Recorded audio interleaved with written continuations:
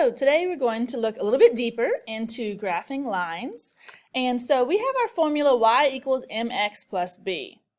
And we know that we can do that xy chart, which we like to use all the time. And we can put 1, 2, 3 for x and then solve for those y's. But today we're going to look a little bit deeper. So m is the slope. And you watched a video on how slope can be positive and go up. It can be negative and go down. It can be 0 going straight across, or it can be undefined, which is up and down. This B stands for the y-intercept, and that is where the line crosses the y-axis. Remember, the y-axis goes up and down, so it's wherever it's going to cross that y-axis. And so our first problem today that we're going to take a look at is going to be y equals negative x plus 3. So we're just going to do a few of these to practice. Negative x plus 3. Now, negative x is something we haven't seen before. Remember, it's multiplied if you don't have anything in there, and it's a negative 1. So you're going to put an invisible negative 1, you're going to make it visible, and it's negative 1 times x. We're going to draw our xy charts just like we did last time. Whoop!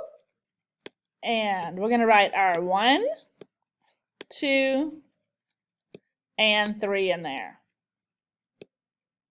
And we're going to enter them one at a time and solve for y. So, negative 1 times 1 is negative 1.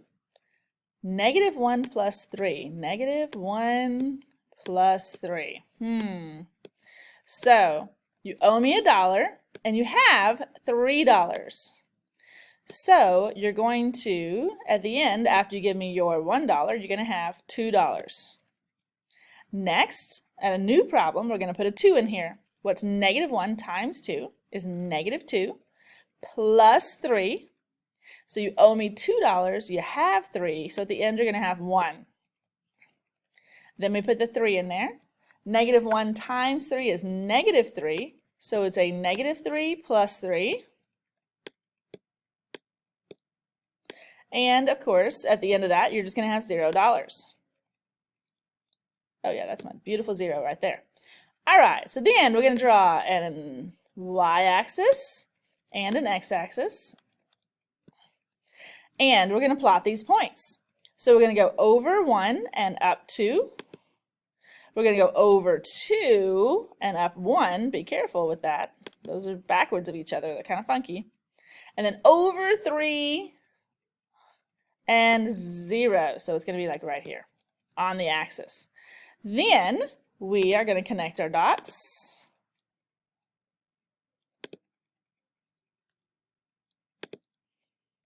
And we're going to do the best we can on that one. Whee! Hey, pretty good. And of course we draw arrows at the ends, and that is our line. Next, we're going to look at some funky little equations. So this one is y equals 8. And while I love to do 1, 2, 3 on x, and we can still do that. 1, 2, 3. Now, there's no x in this equation, so it's really weird. But no matter what x is, y equals 8. Okay, so y is 8. Even if x is 2, well, y is 8. Remember, equals means is. So it's 8. And even if x is 3, y is 8. So, while it looks a little weird, it's actually super easy. So, we still have our 1, 2, 3 on x, so we're going to go over 1 and up 8. 1, 2, 3, 4, 5, 6, 7, 8. So here's 1, 8. Then there's 2, 8. So we're going to go over 2 and up 8. And then over 3 and up 8. And you can see this makes a nice horizontal line with slope equals 0. So it looks a little different. The equation's a little different, but it's super easy. I have another funky looking equation. So this is x equals -2. And this is the only time we're not going to put 1, 2, 3 in here because they already tell us what x equals. So no matter what's going on here, x is -2. No matter what's going on, x is always has to be -2. So it doesn't matter what you put in there for y, x has to be, x is -2. So then you can put in whatever you want for y. Once again, 1, 2, 3 is the easiest. So we're just going to put it over here on y instead of x. And we're carefully going to plot these points. So this is -2, 1. So I'm going to go start here and go -2, +1 and put a dot there. Then I have -2, +2. -2, +2. And then -2, +3. And here we have a nice vertical line that we're going to put arrows at both ends. So when you have x equals a number, it's going to be a vertical line with that undefined slope. Practice worksheet you're going to do today.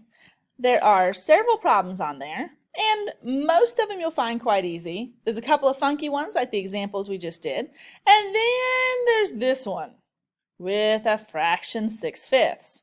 So I want to go through and do 3 with you. If you pay close attention, then 2 was part of the warm-up, and hopefully 1 will be fairly easy for you. So let's take a look and do 6/5 times 3. Then, of course, we're going to add 5 after that. So we know when we multiply fractions, we have to put that whole number over 1. So 6 times 3 is 18. Make this one a little bit bigger. And then 5 times 1 is 5. Then we need to add 5. And in order to add, we have to have the same denominator. To have a denominator of 5 that makes the whole number 5, because this would have been 5 over 1. But now I'm going to multiply the top and the bottom by 5. So 1 times 5 gave me the 5. 5 times 5 gives me the 25. Then we keep the bottom and add the top. So 8 plus 5 is going to be 13. I'm going to carry that 1, and then it's going to be a 4. Now, it may help you if you will put this into a mixed number. So how many times does 5 go into 43? That's going to be 8. We have 3 left over 5. And don't let the fraction intimidate you. Remember, we're just going to be estimating where it is. So when you graph, you're going to go over 3 and up 8 almost to 9. It's basically just a little bit over 8.5. All right? So don't be intimidated by the mixed number. It's just a little bit more than 8.5. So you're going to do that worksheet, and then I have linked a game for you to play and a bobsled video for you to watch on the Olympics. Thank you very much.